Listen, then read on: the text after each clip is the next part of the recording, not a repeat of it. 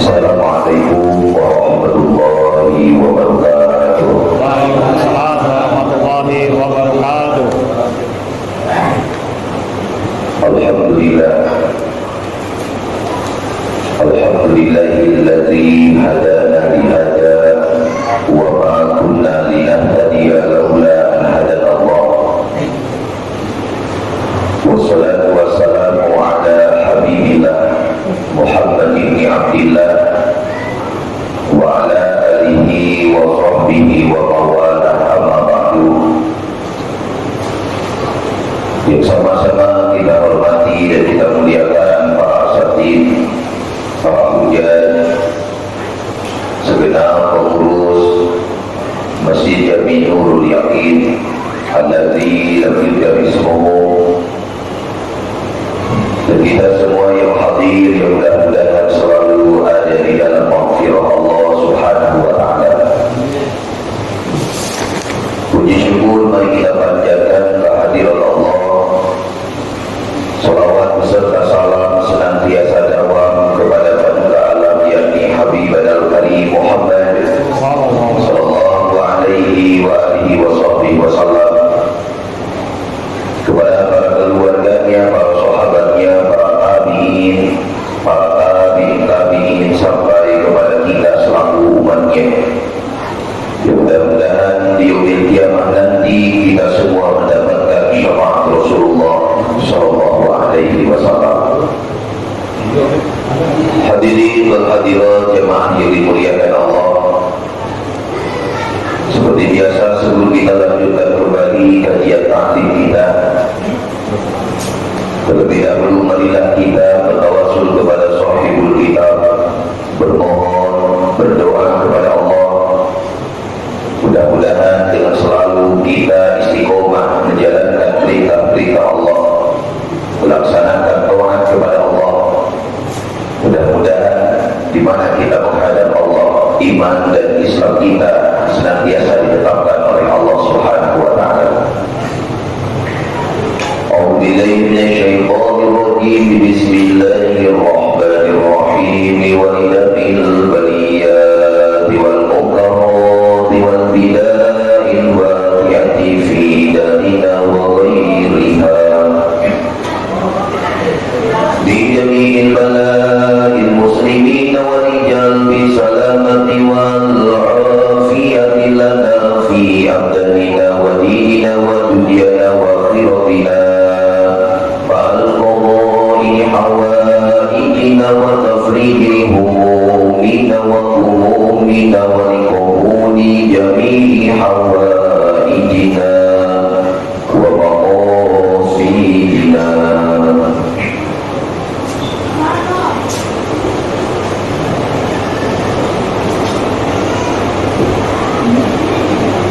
Biridhoka ya Allah, ya Allah, الفاتحة.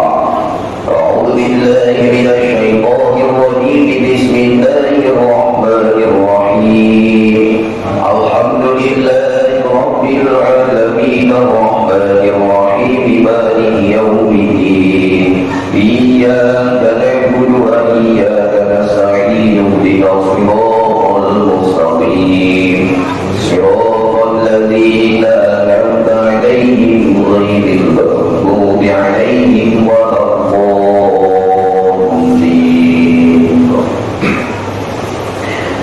Sambil yang baik kita bersalawat terlebih dahulu. Salatullah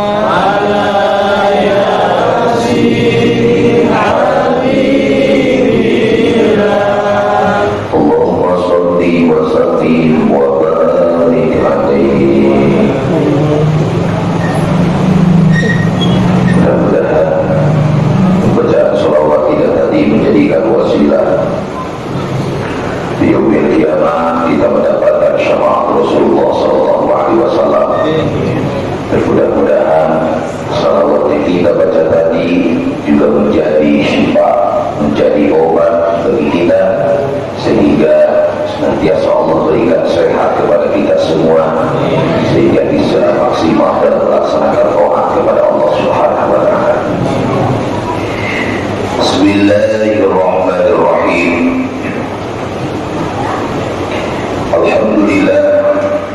Alhamdulillah wa syukurillah ada nikmatillah. Kembali kita di malam yang mulia ini, malam ke-11 di bulan Muharram, bisa kembali kita jalankan kewajiban kita kepada Allah, duduk bersimpuh kita di rumahnya Allah, di salah satu taman surganya Allah. InsyaAllah kita yang selalu istiqomah duduk di dalam taman surganya Allah di dunia, di dunia kiamat nanti Allah bakal bermudah kembali langkah kaki kita menuju surganya Allah Subhanahu wa ta'ala. Hadirin wal hadirat jemaah yang dimuliakan oleh Allah, melanjutkan kajian kita menjelaskan pada malam hari ini masih tentang pasal yang menjelaskan toharoh, yaitu pelaksanaan istinja. Sudah banyak kita bahas hal-hal yang haram, yang diwajibkan, yang disunahkan, serta adab-adab tata krama ketika kita melaksanakan istinja. Salah satu yang tidak boleh, yang dimana di pertemuan sebelumnya kita bahas, wala yastaqbilu ainal qiblati wala yastaqbiluha. Jangan sampai ketika kita istinja buang air besar, buang air kecil menghadap kepada kiblat atau membelakangi kiblat. Kenapa enggak boleh? Kiblat ini Ka'bah, itu menjadikan patokan menghadapnya kita ketika melaksanakan sholat. Dalam sholat timbul kewajiban bersuci seluruhnya ada. Berbeda dengan kita sedang melaksanakan hal yang hakiro, hal yang dipandang hina. Salah satunya adalah buang air kecil dan buang air besar. Jangan hadapkan kemaluan kita ke kiblat atau membelakangi kemaluan kita daripada kiblat. Bahkan apabila pelaksanaannya dilaksanakan di selain muaddah, di selain kamar mandi khusus yang ada di rumah kita, bisa haram. Seperti bapak ibu kencing di lapangan futsal kira-kira, atau di lapangan tempat main bola, atau mungkin selain daripada kamar mandi khusus, dihadapkan wajah kita, dihadapkan kemaluan kita menghadap ke kiblat. Kalau tidak ada satir, tidak ada penghalang, kalau misalnya dia jongkok 2/3 siku, maka harus bisa menutupi kemaluannya. Kalau posisi kencingnya berdiri, dari mulai telapak kaki hingga sampai pusarnya harus benar-benar tertutup. Kalau tidak ditutup, dia tetap hadapkan kemaluannya ketika buang air kencing atau buang air besar ke kiblat, haram hukumnya dan berdosa. Tapi jatuh makruh kalau ditutup. Ini tetap makruh. Saya lagi di perjalanan, kemudian saya di perjalanan tak kuat kebelet, terus alhamdulillah kutemukan kardus itu tuh apa sentuhan, kardus buat nutupin, ditutupin kardus di lapangan, tapi menghadap ke kiblat, makruh. Adapun di rumah saya udah buat kloset, lalu kloset saya ketika buang air besar atau buang air kecil ternyata menghadap ke kiblat. Bagaimana? Wa adamiha, tak ada makruh dan tidak ada haram. Jadi haram berlaku di lapangan menghadap kiblat dalam keadaan tanpa penutup, makruh di lapangan menghadap kiblat dengan adanya penutup. Tapi kalau di rumah, wa adamiha, tak ada makruh, tak ada haram. Walaupun demikian, usahakan kita walaupun di rumah, di WC khusus, di muaddah khusus, karena di kamar mandi itu ada syaitan, nama syaitannya adalah khola. Maka ketika buang air kecil, buang air besar, adab tata krama dalam Islam, jangan hadapkan kemaluan kita dari kiblat. Jangan. Sebab kiblat itu tempat kita menghadap dalam sholat. Tapi jangan punya paham Allah ada di kiblat. Oh, saya diperintahkan oleh Rasul agar sholat menghadap ke kiblat, berarti Allah ada di kiblat? Tidak. Oh, saya ketika melaksanakan doa tangan hadapkan ke langit, berarti Allah ada di langit? sebagaimana firman Allah, sabbihisma rabbikal a'la, maha suci Allah al-a'la yang ada di langit. Bukan. Maknanya kiblat doa langit, kiblat sholat Ka'bah. Kalau sholat, sehingga kalau ada orang sholat dadanya di salat pertama keluar dari kiblat, tak sah sholatnya. Adapun waktu doa langit, bukan Allah ada di langit, Allah tak duduk kembali. Laisa kamitslihi syai'un, laisa kamitslihi mislan syai'un. Tak ada yang serupa dengan Allah. Kalau Allah butuh langit, sama seperti kita manusia yang butuh rumah, butuh genteng agar tak kepanasan, butuh genteng agar tak kehujanan. Tidak. Dan bakal timbul nanti timbul mubeng. Kalau Allah ada di langit, nanti timbul dalam diri kita, ngapain Allah di langit? Oh, sedang duduk istirahat di singgah sana di aras. Oh, kalau Allah sedang duduk, pasti duduk pakai pantat, nggak pakai kepala. Mulai timbul hal-hal yang dalam ilmu tauhid tak boleh dihakkan kepada Allah Subhanahu wa Ta'ala. Kalau udah ngomongin pantat, pasti ada dengkul. Masalah segitu tapi merembet kemana-mana dalam tauhid tak boleh. Kalau udah ngomongin dengkul naik, ada dada. Kalau udah ngomongin dada, cewek cowok, ayo. Nonjol apa rata, kan begitu. Jadi nggak perlu digambar-gambar. Naik lagi nanti ke atas ada wajah, kullu syai'in halikun ila wajha. Setiap perkara manusia makhluk semuanya akan hancur illa wajha, kecuali wajah Allah. Bukan wajah di situ, tapi zat Allah Subhanahu wa Ta'ala. Nah, inilah khawatir tak sedikit orang hari ini banyak yang Al-Quran dia hafalkan tapi menafsirkan Al-Quran dengan logikanya. Nanti di akhir zaman banyak penghafal-hafal Al-Quran timbul, tapi dia hafal Al-Quran mengenai tafsirannya, dia tafsirkan dengan logikanya, dengan akalnya, bukan dengan apa yang disebutkan di dalam syariat. Nah, ini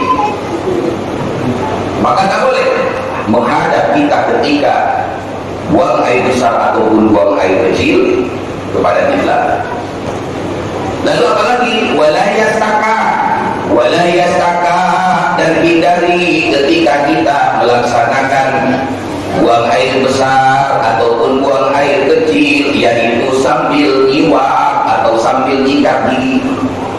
Siwak memang disunahkan, betul ya? Ibu suka nyiwak? Nyiwak, beli siwaknya, minta ke suami, Pak, beli siwak. Ngaji dulu tadi, Pak beli dia siwak 5.000 sekarung dulu. Sekarang ya bisa main 2 biji, 3 biji. Nanti dipukul depannya itu biar kayak sapu lidi. Jangan nyiwak itu cuma sekedar siwak, masih halus, belum kasar lalu dia pakai. Makna sunnah itu kalau sudah dipukul, kalau kadar pakai ukuran 1 buku, udah beres itu bawa. Usahakan jangan 1, 3 atau 2, minimal 2. Jadi ini 4 tahun nggak pernah dicuci-cuci, nggak sampai berlumur, lalu sampai hijau, terus banyak jigong juga di situ.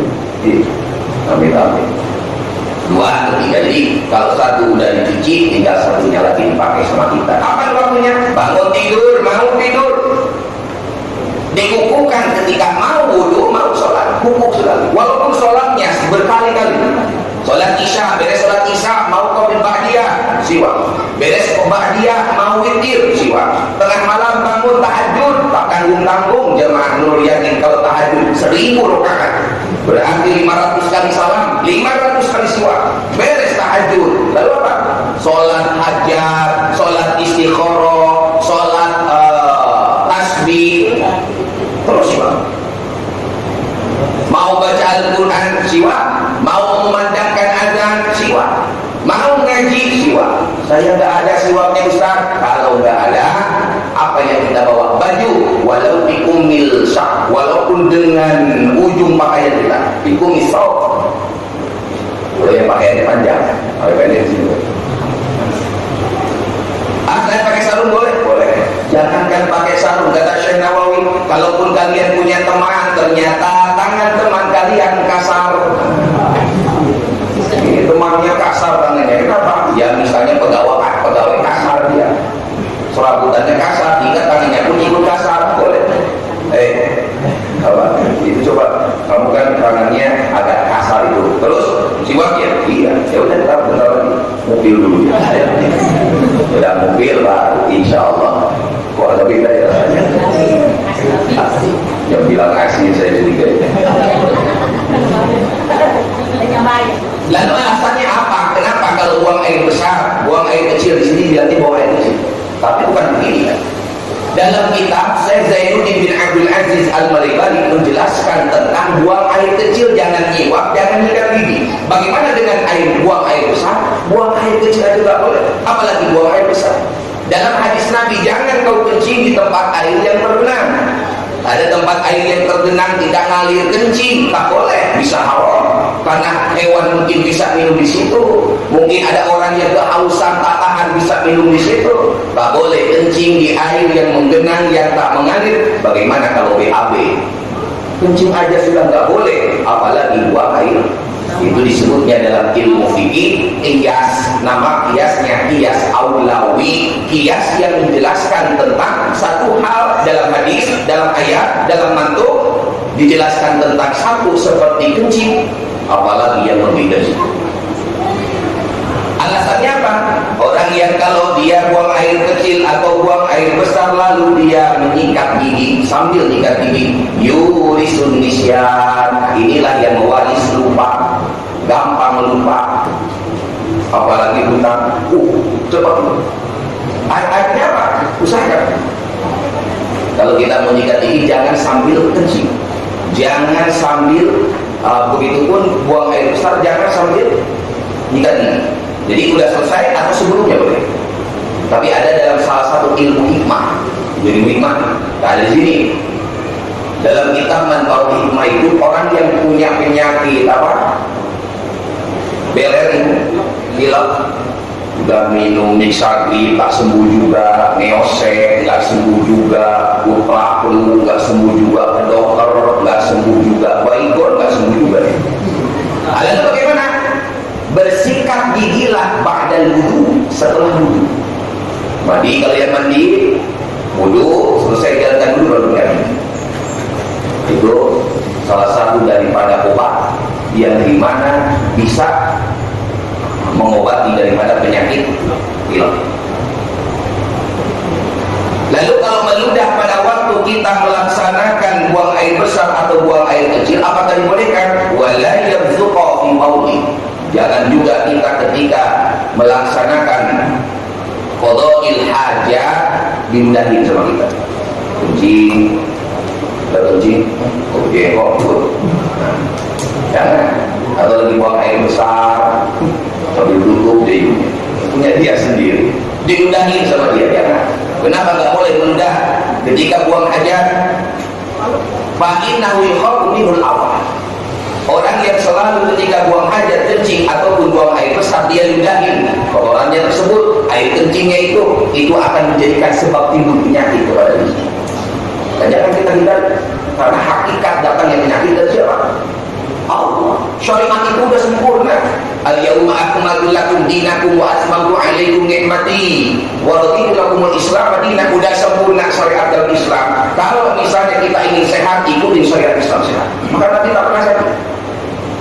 Karena hakikat daripada sakit itu datangnya oleh Allah. Secara hakikat, begitupun kesembuhan daripada penyakit sebelumnya ada atau disembuhkan oleh Allah Subhanahu wa taala. Maka datang sahabat ke Rasul, ya Rasulullah selalu tampak bugar, tampak sehat. Kenapa? Ikutin apa yang Allah perintahkan kepadamu. Ya, makanya umat Islam itu insya Allah bakal bebas dari sakit, leher, bebas. Kenapa? Tiap hari berapa kali dia tengok-tengok waktu sholat, Assalamualaikum warahmatullahi wabarakatuh, Assalamualaikum warahmatullahi wabarakatuh. Dalamannya pun seperti jantungnya, paru-parunya sehat. Kenapa? Sujud itu luar biasa. Disemprot darah dari jantung hingga sampai ke otak. Kalau sujudnya benar, kecuali sujudnya dia antara kepala sama pantatnya sama rata. Nah ini yang buat penyakit. Tapi kalau benar-benar dia pantat lebih tinggi daripada kepalanya, makanya banyak orang-orang luar seperti India, dia ikutin gaya umat Islam, dia buat satu olahraga namanya yoga.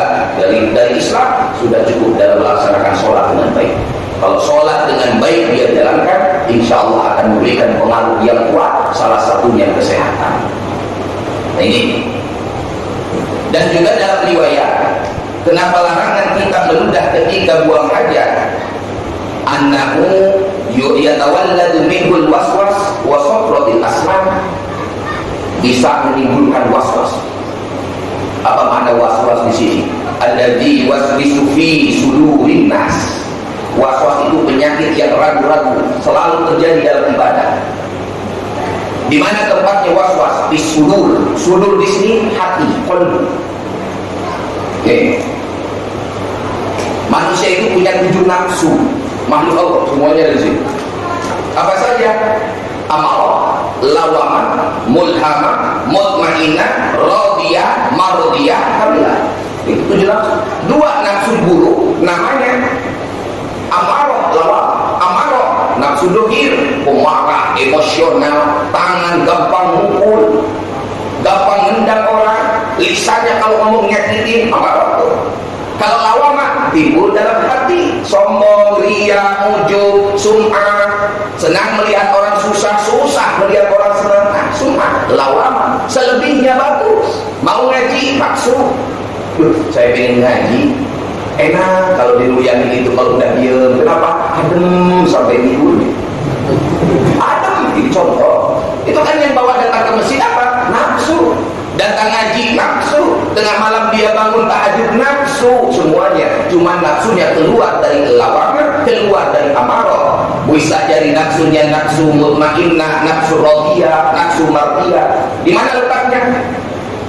Kalau dada, ini nafsu amarah.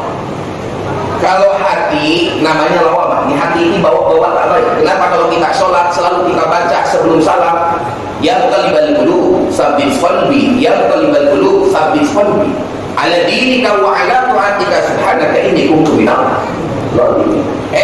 Zat yang suka membulak-balikan hati. Hati kita ini suka bolak-balik. Maka baca itu. Enggak dibaca enggak sebelum salam? Baca. Oh enggak hafal, tanya ke yang hafal. Ya muqallibal qulub tsabbit qalbi ala dinika wa ala ta'atika subhanaka inni kuntu minadh dhalimin. Assalamualaikum warahmatullah. Karena ini hati ternyata sifat nafsu yang tak baik. Kenapa sering kita bahas dalam fikih itu? Imam Syafi'i ada 2 cara dalam takbiratul ihram ketika menyimpan tangan. 1, wa wad'ul yadayn fawqa surrati tahta sadri. Kau simpan, kata Imam Syafi'i, di bawah dada, di atas pusar di sini.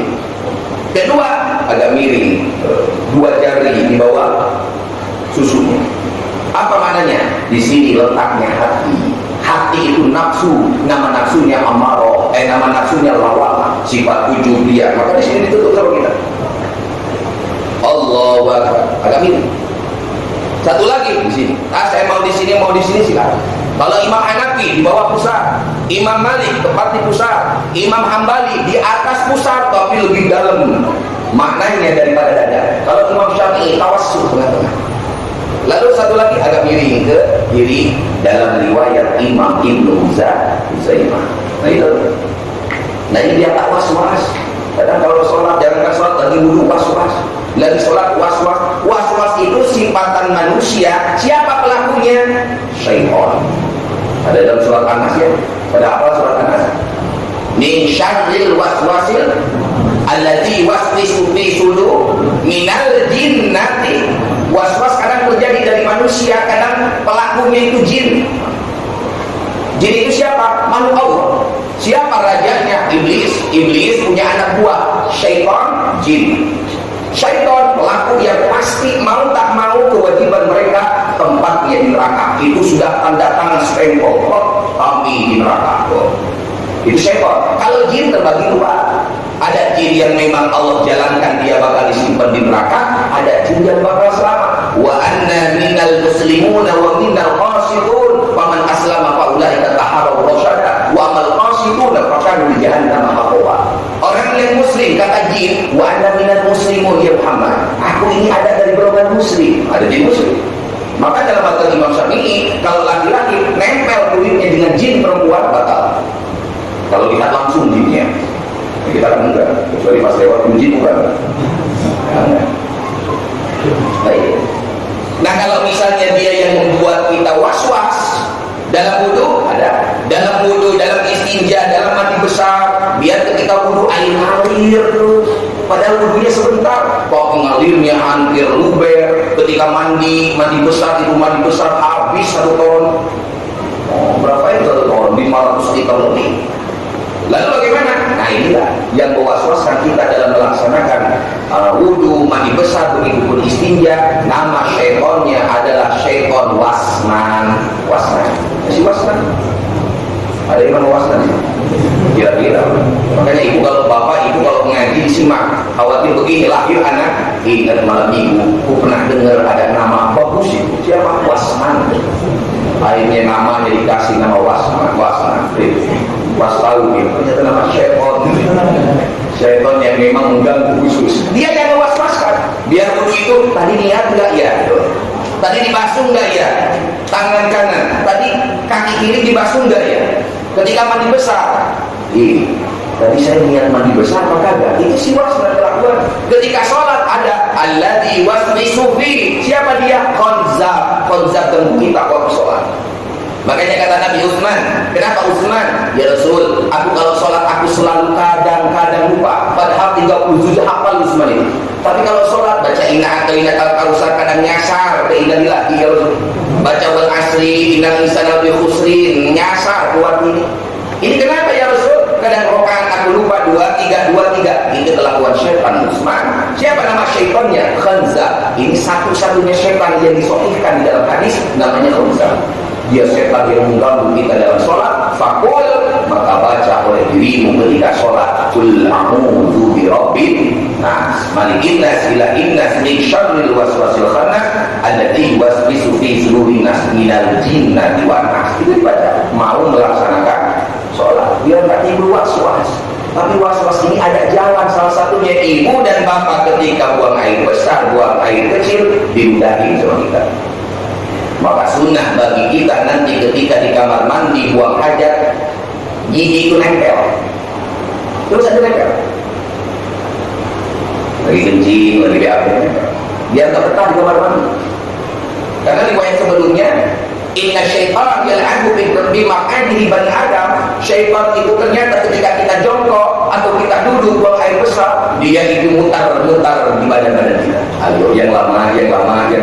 Makanya ada yang mandi sampai 4 jam. Ada di sini. BAB itu sampai 6 jam. Sambil makan mie ayam mungkin, kopi. Ya Allah, ya. Kenapa dibiar betah? Ini rumahku. Kalau udah betah dia di kamar mandi, qaswatul qulub, timbul di dalam hati itu kerasnya hati, sehingga ketika datangnya saudara nasihat apa kalau dia menerimanya. Salah satunya jangan sampai kita berlama-lama ketika ada di kamar mandi. Apalagi yang tak dibolehkan? Nah, ini nggak mungkin. Wa yusanu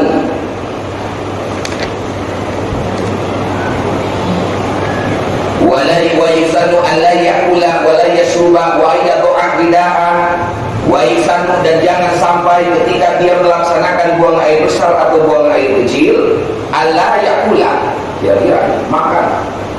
Lagi buang air besar makan. Wa la yashruba, minum. Aku misalnya aus kamar mandi, karena memang ini menurut informasi yang memang akurat. Di negara Jepang itu istirahat diberi waktu hanya setengah jam. Kerja aja. Lalu bagaimana? Kalau dia buang air besar, dia kencing, di toilet itu sudah diberikan senyaman mungkin. Seperti apa? Seperti di toilet itu sudah ada tempat pembuangan hajatnya, ada meja buat makannya, AC, TV, buku-buku buat dibaca. Itu udah disediakan. Duh, saya nggak kuat nih, pengen BAB. Kalau aku BAB, aku nggak makan. Nanti kerja tak konsen. Nah, maka disiapkan satu perusahaan itu tempat seperti tadi. Sambil BAB makan. BAB makan. Ada yang sambil minum-minum, yang sambil ngobrol bareng-bareng. Ya. Asik. Udah asik, TV bisa sambil nonton. Jadi kalau bahasa kita itu apa? Satu kali pelaksanaan semuanya dapat. Nah ini tetap di dalam Islam dilarang. Jangan sampai ketika kita buang air besar atau buang air kecil, buang hajat, alla yakula wa la yasuba, makan ataupun minum. Wa ayyadu ardaan, Dan juga ketika kita mau kencing atau buang air besar, agar simpan ridaan, apa lidah pecinya, sorbannya. Saya mau datang ke masjid, memang sebagus-bagusnya berwudu itu di luar masjid, di luar masjid. Di mana berwudu? Di rumah. Di rumah wudu, datang ke masjid, langsung tahiyatul masjid. Itu yang bagus. Tapi kalau misalnya di rumah ternyata lagi mati lampu, atau mungkin tak ada air, atau mungkin air keluarnya sedikit sehingga bisa lama ketika melaksanakan wudu, boleh. Bagus dia datang ke masjid, dia berwudu, baru dia jalankan sholat tahiyatul masjid. Hanya saja disunahkan bagi kita yang memang ketika ke masjid berwudu, lalu agar dia simpan pecinya. Jadi jangan sampai wudu itu pakai peci, nanti basah. Simpan. Yang jadi masalah bukan basahnya. Kadang-kadang peci itu sudah diangkat-angkat ini kan. Diangkat, jatuh. Pas jatuh ternyata ada air kencing di situ. Mending kalau air kencing, kalau kotoran, kan ngeri juga dilihat kuning berubah. Lalu bagaimana simpan? Gantungkan. Lalu sorban, gantungkan. Kemudian termasuk pakaian di depan. Mana? Seperti misalnya kita melaksanakan buang air besar atau buang air kecil, wa ayyubadila thawbahu kadzalik inda tisabi, masuk kita kamar mandi, kira-kira ini bisa terganggu karena pakaian itu enggak selamat, enggak semuanya sama. Kadang ada yang ketika ditarik susah, cuma sampai situ.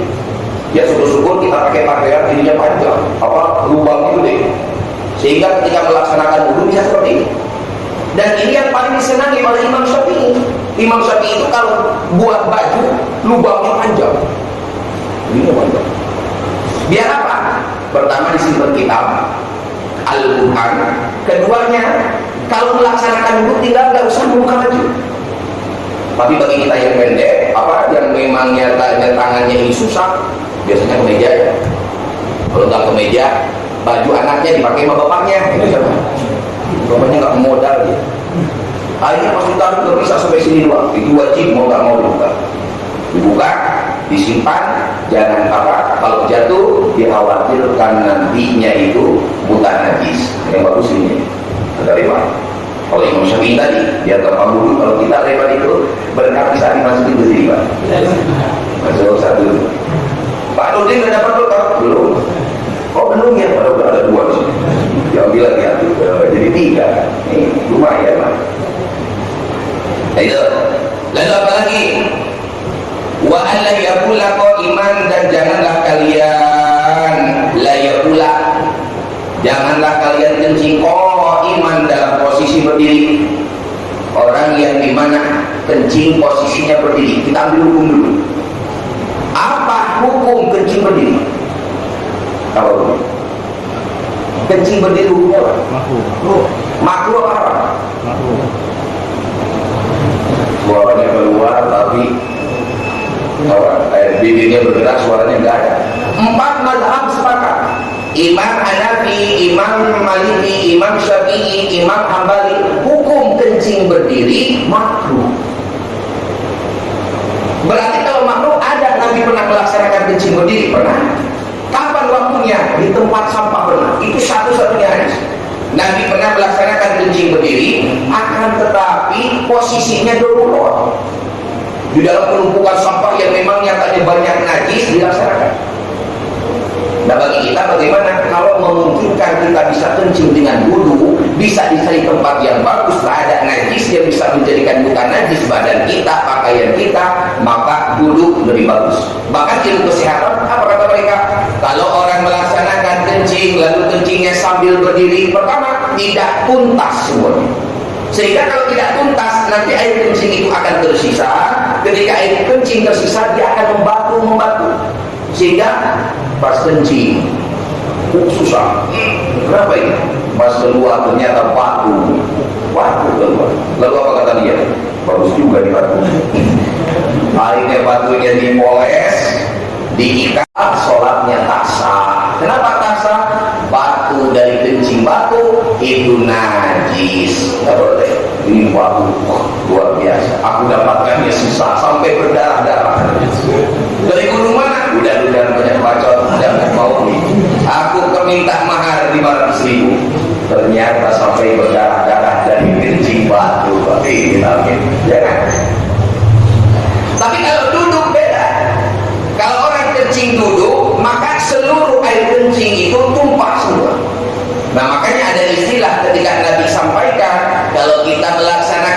minum duduk, begitupun melaksanakan buang air kecil, apalagi buang air besar. Wala yabulanna ahadukum qaiman. Jangan sampai dari kalian semua, kata Nabi, para sahabat-sahabatku, melaksanakan kencing dalam posisi berdiri kecuali dalam keadaan darurat. Nah, kalau darurat berbeda. Kalau misalnya nggak darurat, kencinglah dalam keadaan duduk. Efeknya apa? Kalau kencing berdiri, pertama harus dari mulai telapak kaki sampai pusat perut. Ustaz, saya kan kencingnya pakai celana. Bagaimana kalau pakai celana? Yang ada kekhawatiran nanti ketika dia kencing berdiri pakai celana, itu percikan-percikan air kencingnya netes hingga sampai ke betisnya, nempel dengan celananya, datang dia sholat, maka sholatnya dipandang tidak sah. Maka yang paling utama itu kalau kita mau melaksanakan sholat, pakai pakaian khusus. Karena kalau kita misalnya pakai pakaian yang memang pakaian gali kerja, lalu bagaimana? Khawatir kita duduk, ketika kita duduk ternyata ada najis di situ, pakaian kena. Lalu ketika kita kencing, air kencing itu netes dengan celana kita, datang tidak jalankan sholat, tak sah sholatnya. Maka ingat, ketika Nabi lewati dua kuburan bersama sahabat Sauban, itu ada kuburan-kuburan sedang disiksa oleh Allah. Nabi itu telinganya dibuka, bisa mendengar siksaan ahli kubur. Salah satunya apa? Dia yang ternyata disiksa di kubur, rajin sholatnya, pernah menjalankan ibadah-ibadah yang wajib terjaga, yang sunnah terjaga. Tapi kenapa masih disiksa juga ya Rasul? Bukankah dia iman kepada Allah dan kepada dirimu? Ya, akan tetapi tak beres dia dalam kencingnya. Karena kencingnya selalu berdiri. Akhirnya dia sholat, dia anggap sholatnya sah, padahal tidak. Fa inna ammata adzabil qabri. Paling banyak orang disiksa di kubur kalau dihitung gara-gara air kencing. Bukan gara-gara sholat, bukan gara-gara tak haji, bukan gara-gara tak umroh, bukan gara-gara tak puasa Ramadan, tak puasa Muharram. Ternyata dari mungkin miliaran bahkan ratusan juta manusia, paling banyak disiksa di kubur itu gara-gara bau, gara-gara kencingnya dalam posisi berdiri. Hindari sama kita. Jelas ya? Saya mau nanya sampai sini. Ya.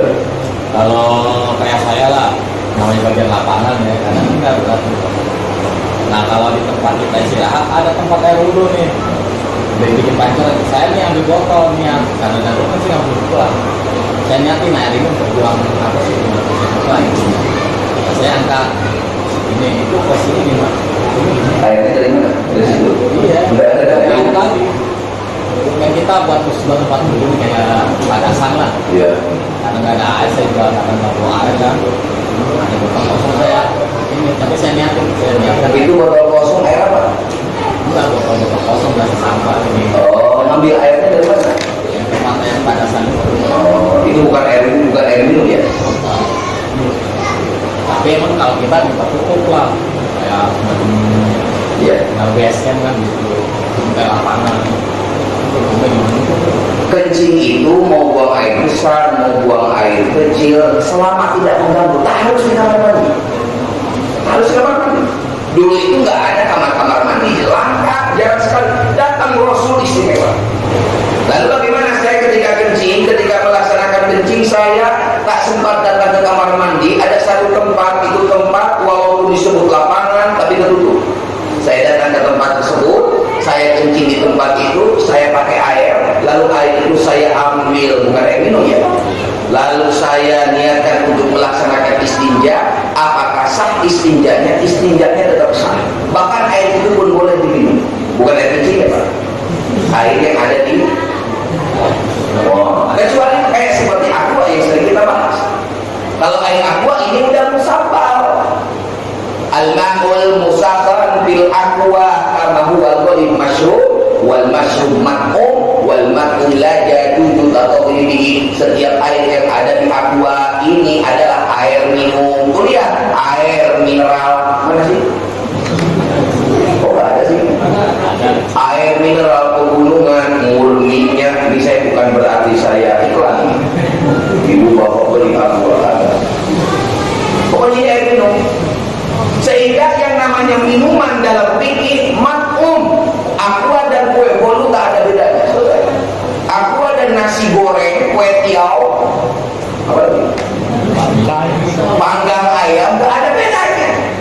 Nilainya apa? Masyrub makum. Setiap yang minuman itu makanan, setiap makanan minuman, setiap makanan tak boleh dipakai untuk bersuci. Walaupun darurat ini buat minum. Tapi kemarau panjang ada cara lain, boleh tayamum. Jangan air buat minum dipakai untuk wudu. Akhirnya minum pakai tayamum. Saya gimana yang mau wudu? Tapi saya bisa wudu. Saya mau wudu, saya bisa wudu dengan air ini, cuma nggak bisa minum. Dia buat susah dalam agama. Padahal agama udah ringan. Kalaupun tak ada air, jangan air yang memang dikhususkan buat minum dia pakai untuk berwudu, untuk mandi, untuk cebok. Boleh cebok dengan tisu, boleh. Boleh cebok dengan batu, sudah kita bahas, boleh. Jangan dengan air minum, karena ini untuk minum. Sedangkan minum tak bisa diganti. Boleh minum dengan tayamum, mati. Boleh minum dengan batu, mati lagi. Ayo, nyuci baju, boleh. Tak boleh dengan tayamum. Ada ini air minum. Kalau misalnya saya pakai untuk melaksanakan nyuci, ini air untuk nyuci, saya tak bisa wudu. Kalau saya pakai air untuk wudu, saya tak bisa nyuci. Mana yang harus dipakai? Yang harus dipakai untuk nyuci air. Adapun wudu boleh dengan tayamum, mandi besar boleh dengan tayamum, istinja dengan cara pakai batu atau sejenisnya, tisu yang kering bukan yang basah, itu diperbolehkan. La yukallifullahu nafsan illa wus'aha. Tak ada yang berat di dalam Islam. Bu'istu bil hanafiyati samha. Aku diutus oleh Allah bawa agama yang ringan. Jadi saya boleh tadi pakai air yang diambil itu, silakan. Jangankan buat istinja, buat minum boleh.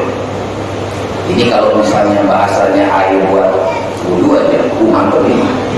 Air aqua buat toharo. Kalau buat toharo maka dipakai untuk minum pun boleh. Sama seperti air termos. Biasanya bapak ibu air termos buat apa? Ngopi. Buat ngopi. Buat apa lagi? Buat ngeteh, buat nyusu. Dipakai mandi besar tengah malam. Sama aja dia dengan mandi pakai wobon. Boleh nggak boleh? Kecuali kenapa? Lu udah ngaji tadi kan malam minggu?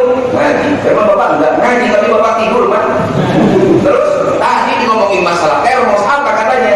Itu kalau kita nanti nyimpen air ke termos yang mendidih, niatkan untuk toharo, jangan untuk ngopi. Jadi kalau untuk toharo bapak mau pakai cebok dengan air itu boleh, mau pakai kudu dengan air hangat itu boleh, mau pakai ngopi pun silakan. Padahal suka lupa beli kertas, catat dengan spidol, cebok. Karena kalau nyari ke pasar Karanganyar nggak bakal nemu. Ini urusannya hati, urusannya ilmu. Datang ke Karanganyar, beli termos buat cebok. Maksud bapak apa? Saya beli termos buat cebok, biar buat kopi pun boleh. Bapak ada gila ya? Ibu yang ada gila. Akhirnya berantem deh. Mana ada bu termos dibuat untuk pengaruh? Nggak ada. Termos buat kuku, termos buat cebok. Setiap termos buat kopi. Wah, ustaz yang sesat, ente yang sesat. Bapak, itu termos sendiri, wadah sendiri, beli, datang, pakai ilmu, ambil air yang mendidih di panci, niatkan toharo. Itu urusan hati, niatkan toharo. Kalau dari niatkan toharo, tengah malam terjadi perang badar. Lalu bagaimana? Subuh dia mandi. Tadi kan mandi bingung dia menggigil. Tadi mah nggak menggigil. Dia bilang mau mandi menggigil. Ada air termos tuangkan. Tapi kalau dirinya kesel langsung dari termos tuangkan dalam selesai. Intinya tak masalah. Terakhir. Apa yang mengaku mengenai besar nih, maksudnya juga itu kena kotorannya kita boleh juga karena itu. Ya, kenapa? Kalau wudhu di sini doang itu punya apa? Kalau wudhu cuma segini aja separuh. Oh ya. Saya buang air besar. Ketika melaksanakan buang air besar yang jadi masalah apa? Biljar. Tidak ke kotorannya tapi ujung-ujungnya ke kotorannya sama betul. Contoh kloset itu kan ke bawah. Kalau dia kencing walaupun ke depan tetap aja ke bawah. Begitupun ketika dia melaksanakan meludah ke depan tetap ke bawah. Kecuali dia buang air kecil, bukan berarti begini ya. Dia itu apalagi lagi sariawan misalnya. Sampai meludah nggak boleh, beraknya ada nggak lama lah 6 jam setengah. Duduk, ludah sampai udah nggak boleh katanya meludah. Kenapa? Min afat itu bala bisa menimbulkan penyakit. Dia tutup aja buka. Kalaupun dia meludah pada waktu buang air besar sengaja, selama tidak kotorannya. Yang bagus apa? Selama dia buang air kecil, buang air besar, dia nyanyi tak boleh. Min ghairi zikrin, kalimatnya bukan ngomongin zikrin. Min ghairi zikrin, selain daripada zikir apa? Ngobrol, nyanyi, teleponan. Apalagi kalau sampai zikir, udah di luar air besar, la ilallah, saya ini ahli la ilaha illallah. Sedetik pun dalam hati tak boleh, tidak harus ingat Allah, ingat Allah, ingat Allah. Tapi waktu posisi di kamar mandi dalam hati zikirnya. Adapun ketika dilapatkan bisa jatuh haram. Oh, jadi yang tak boleh seperti itu. Yang tak boleh langsung ke datnya. Apalagi begitupun air ludah yang memang ujung-ujungnya sampai kepada zatnya. Selebihnya selain daripada itu, ternyata ketika dia kencing di pinggir santri itu kan seperti itu. Buang air besar itu dia marah-marah. Bisa waktu itu kita terakhir di Bogor 38 kamar mandi kejadian. Jadi mau masuk maghrib atau isya santri itu udah antri semua. Gimana mau meludah ke depan ada kunci? Soalnya tempatnya kan pendek, ke belakang sama. Apakah boleh dia di situ apa meludahnya di, kalau bahasa kita itu kayak ulang berapa? Kalau misalnya memungkinkan dia meludah bisa 18 meter, wah sudah masalah. Tapi kalau misalnya darurat, itu hal yang memang harus usahakan. Saya melaksanakan wudu, terus ketika saya berwudu, wudu saya separuh. Kenapa separuh? Ya nggak kenapa, pengen separuh aja saya ini. Gimana makna separuh? Nanti ada, baik. Nah misalnya tangan itu ilal marafiq, sampai siku kan? Wajah dulu, kalau udah tangan, dari contohnya tangan kan? Tangan sampai marafiq. Ini itu batas had membah bima la yatimul wajib illa bi fahwal wajib. Wajibnya sebenarnya bukan seperti di sini, tapi melebihi daripada marafiq dari situ. Ini wajibnya. Kalau ada orang yang berwudu hanya sampai siku ngepas, sepakat 4 mazhab tak sah wudunya. Jelas ya? Kalau ada orang berwudu lalu dia berwudu tepat di siku, sepakat 4 mazhab tidak sah. Lalu wajibnya di mana? Mimba bima la yatimul wajib ila fi fahwal wajib di sini. Nah, ini paling wajib. Maka ada makna gurah, pekan ketika wudu itu. Karena nanti ini sisanya yang akan bersinar. Asal wudunya yang akan bersinar datang di yaumil qiyamah. Wajah bersama. Lalu bagaimana kalau dia wudu ternyata wudunya cuma separuh? Kenapa? Malas buka baju. Hanya segini aja, sesiku aja udah tidak sah. Apalagi kalau hanya setengah.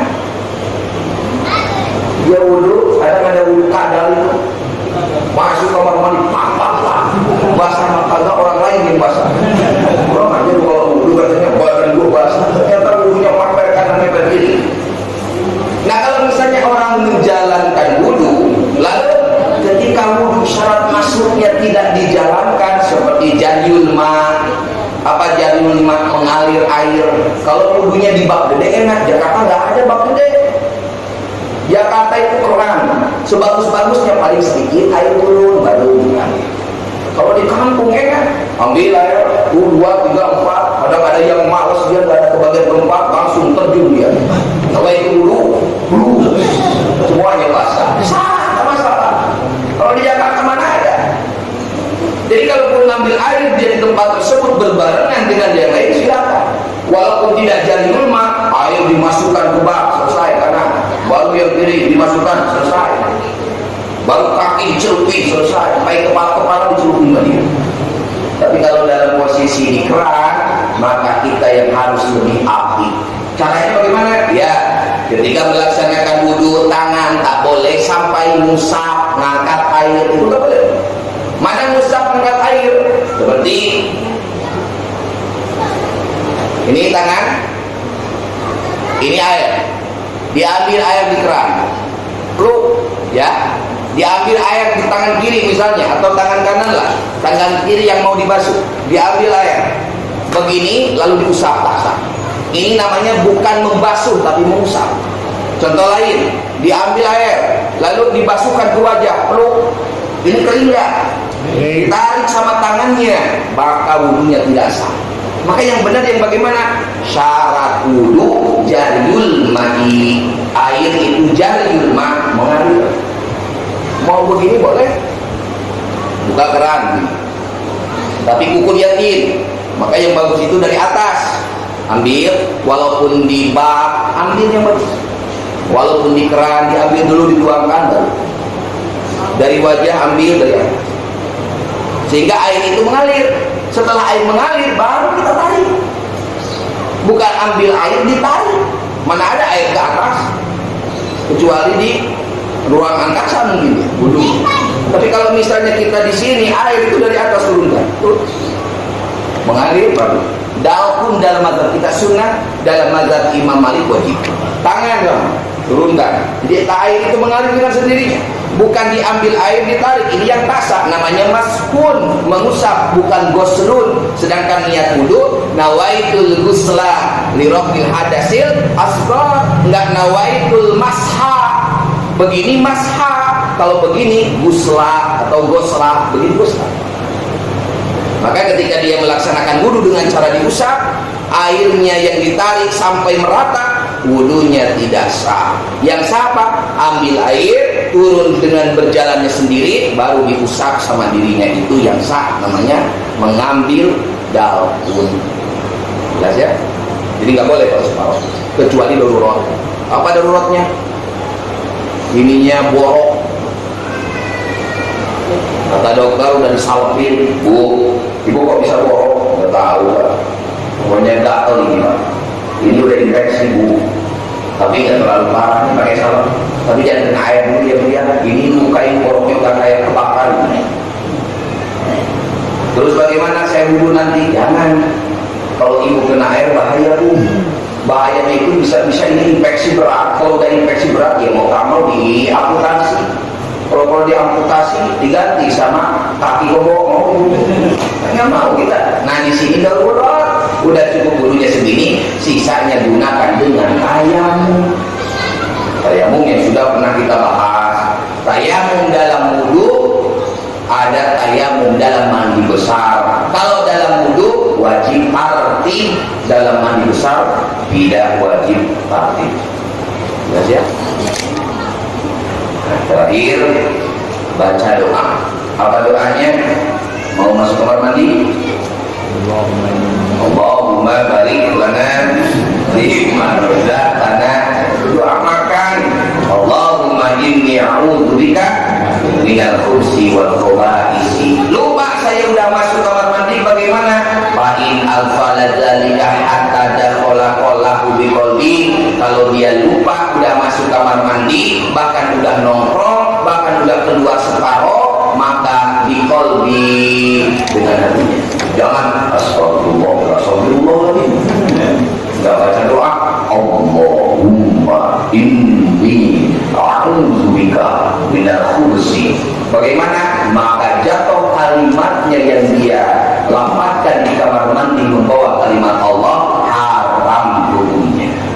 Jadi ini doa bukan di kamar mandi, tetapi ini doa di luar. Mau masuk kamar mandi, mau masuk kamar mandi, mau melangkahkan kaki kiri, doa Allahumma inni a'udzubika minal khubuthi wal khaba'ith. Boleh nggak pakai bismillah? Disunahkan, tapi nggak sunnah pakai ar-Rahman ar-Rahim. Allahumma inni a'udzubika minal khubuthi wal khaba'ith. Bismillah. Allahumma inni a'udzubika minal khubuthi wal khaba'ith. Bismillah, masuk. Atau di akhir diawalkan bismillah. Bismillah. Allahumma inni a'udzubika minal khubuthi wal khaba'ith. Wa la yazid ar-Rahman ar-Rahim. Jangan ditambah dengan kalimat ar-Rahman ar-Rahim. Lalu beres keluar dari kamar mandi, baca lagi. Apa bacanya? Alhamdulillahilladzi azhaba 'anil adza wa 'afani. Ini nggak pernah dibaca. Istighfar alhamdulillah, tapi semuanya di dalam hati, sebab itu posisi di dalam. Kenapa maknanya ada kalimat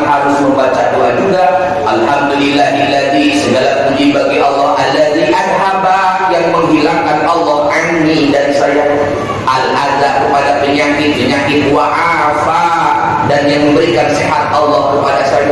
Itu orang kalau nggak buang air besar berhari-hari berbulan-bulan, maka berarti penyakit itu nunggu. Aslul adza, asal penyakit al-barat, apa kata Nabi? Asalnya penyakit tumbukan makanan yang ada di perut. Makanan yang di perut belum keluar sudah ditumbuk lagi. Semakin banyak makanan yang masuk, semakin banyak berpeluang dia berpenyakit. Maka ada dalam Islam itu mengganti toksin dengan puasa, rajin puasa. Muharram aja tak puasa. Nah, lalu bagaimana? Kurangi makan. Kalau bisa seperti sahabat itu makannya 4 hari sekali. Makan sahabat 4 hari sekali. Makan ibu bapak zaman dulu yakin sehari 4 kali. Itu bedanya, sedikit-sedikit makan, sedikit-sedikit minum, sedikit-sedikit sakit. Nabi kurang makannya, kurang minumnya, badannya sehat. Sahabat itu sama. Karena kalau perut itu semakin lapar, hafalan semakin kuat, tidur semakin kurang. Namanya lapar, gimana mau tidur? Ini ada saya punya teman lapar dia tidurin kenyang. Kira-kira apa? Apalagi kalau lagi kenyangnya nih, lapar aja bisa tidur, kenyangnya udah 14. Biasanya orang yang lapar kurang dia tidurnya, maka hafalan itu lebih kuat kalau dia apa. Tapi jangan sampai lapar ini yang menyebabkan dirinya timbul penyakit seharian gitu. 2 hari, 3 hari, 4 hari nggak makan. Kenapa? Saya puasa selama 7 hari 7 malam. Insya Allah hari ke-7 mati. Tapi kan matinya dalam puasa husnul khotimah. Neraka jahanam. Siapa bilang husnul khotimah? Syariat itu nggak memberikan maksada. Maghrib batalkan. Mau tak mau, saya kuat sampai jam 7 makruh. Ayo, dalam syariat. Datang maghrib batalkan. Saya masih kuat, Ustaz. Besok pun saya masih kuat, makruh. Semakin berjalan kosong perut makruh. Bagusnya apa? Batalkan. Kalaupun batalnya tidak dengan makanan, yang penting hal-hal yang bisa membatalkan. Mana? Mobil, boleh. Udah mobil agak banyak makan. Kira-kira lah. Ganti kurma. Bukan ganti kurma itu namanya penyakit. Nah itu syariat di dalam Islam seperti demikian. Kalau berpuasa, jadi tak ada puasa yang memang nyatanya sampai tak makan berhari-hari, tak ada. Tapi para nabi khusus, bukan untuk ikutan kita. Nabi Musa alaihissalam 40 hari 40 malam, siang malam puasa di gunung Turisin. Udah 40 hari 40 malam puasa di gunung Turisin sampai turun kitab Taurat. Siangnya tak makan, malamnya tak makan, keyakinannya kuat punya Allah. Karena Nabi Musa wa kallama Musa taklima, ngobrol langsung dengan Allah. Nabi Isa sebelum turun kitab Injil 40 hari 40 malam, siang dia puasa, malam pun puasa 40 hari 40 malam di Gunung Zaitun, turun setelahnya kitab Injil. Jamaah Nurul Yakin 40 hari 40 malam puasa, seminggu mampus. Jangan ikut. Biar saya seperti Nabi, nggak bisa. Pangkat kita ini bukan Nabi. Itu khususiat yang Allah berikan kepada para utusan-utusannya, karena bakal ada tablighul risalah yang namanya mukjizat.